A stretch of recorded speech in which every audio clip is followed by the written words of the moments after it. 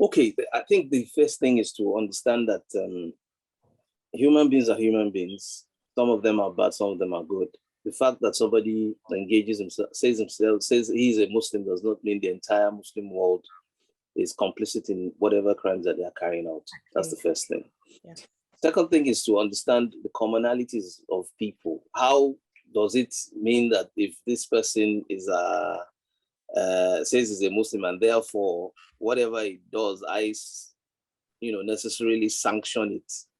It's necessarily even a partaker of whatever it is that the person has done. I think we need to go to the space of rationality and letting people understand that it's not rational to tag a crime because somebody is of a certain religion, then the entire religion must share in the blame of what it is that that person has done. We also need to do our best to be as open to discussion as possible. There's this misconception that Muslims are closed. They are people that don't like to engage in healthy discussion. And it is not that we are not, open to those kind of discussions, but it's just that those discussions always certainly go in a certain direction. It seems as if even when scholars, Muslim leaders have come out to condemn certain acts, it falls on deaf ears. No matter what you do, you have not done enough is what the world seems to say. But when the shoe is on the other foot, everybody just ignores it. I mean, we are all party to what is happening in Ukraine and Russia. What is happening, there are very many lessons to learn from it. It's also, I was saying to someone the other day that I don't understand why the world just suddenly thinks Muslims are so bad that nobody wants to accommodate them in their sufferings, in anything that is going on with them. What I mean by that is that 2 million from Ukraine, and the doors of every neighboring country has just been flung wide open. No reservations, no issues whatsoever. And it has a lot of connotations, and you can go to lengths as why this is happening. Meanwhile, when we had the same situation in Syria, a Muslim country, or mostly Muslim countries, whether it's Afghanistan, Palestine, people are just not willing to open their doors as widely as you would expect. First and foremost, we are all human beings. We are all in this together. What is, as they say, what's good for the goose is good for the gander. You shouldn't treat a certain set of people based on whether it's their religious beliefs or the way they look. You should look at their humanity. So the second point of exchange is to let's understand one another in a human way and not use religion to color whatever is happening. Third thing is just to be truthful. A lot of things that has happened, whether you choose to call it invasion or whoever you stand with, but what is evident is something, as some persons have moved into another person's country. It doesn't matter where it is coming from. The act in itself is what we should be looking at, and not the personalities behind it. We know that other countries have done, if not the same thing Russia has done, and without any consequence whatsoever. We also know that later years, it's now been found out that the reason why we invaded some of these countries were absolute lies.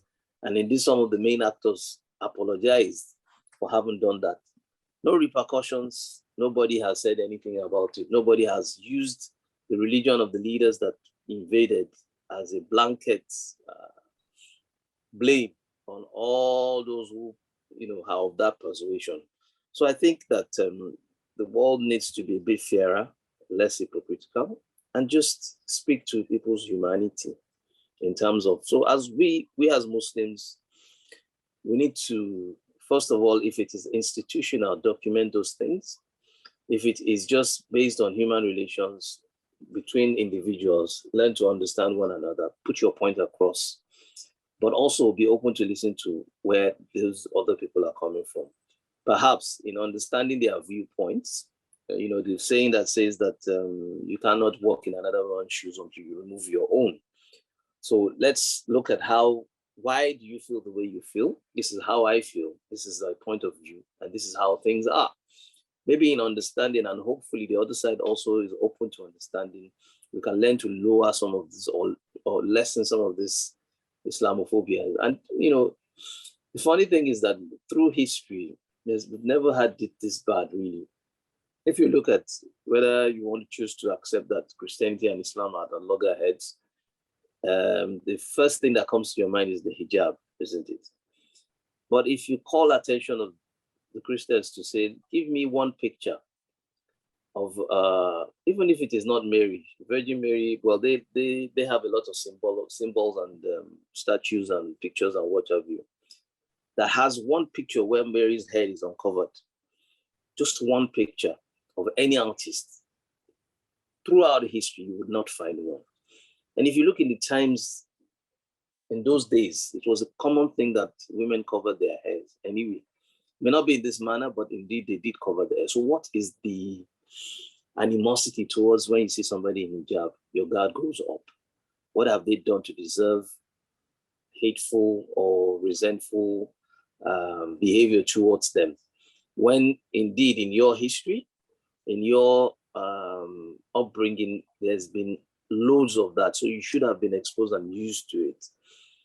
One wonders why this is happening. So maybe also being open to being friendly, because as I said, the religion of Islam comes to reform the humankind, so that we are more helpful, we are more kind to one another, irrespective of what, who you are reacting with. So I think those are my thoughts on that.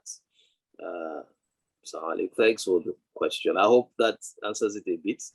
It's been open. It's also been putting your point across, looking at similarities and pointing those things out.